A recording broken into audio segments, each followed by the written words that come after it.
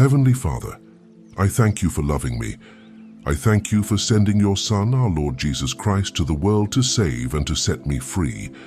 I trust in your power and grace that sustain and restore me. Loving Father, touch me now with your healing hands, for I believe that your will is for me to be well in mind, body, soul, and spirit. Cover me with the most precious blood of your Son, our Lord Jesus Christ, from the top of my head to the soles of my feet. Cast anything that should not be in me. Root out any unhealthy and abnormal cells. Open any blocked arteries or veins, and rebuild and replenish any damaged areas.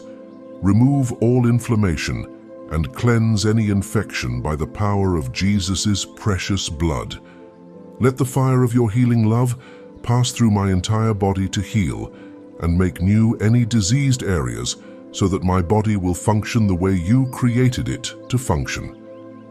Touch also my mind and my emotion, even the deepest recesses of my heart.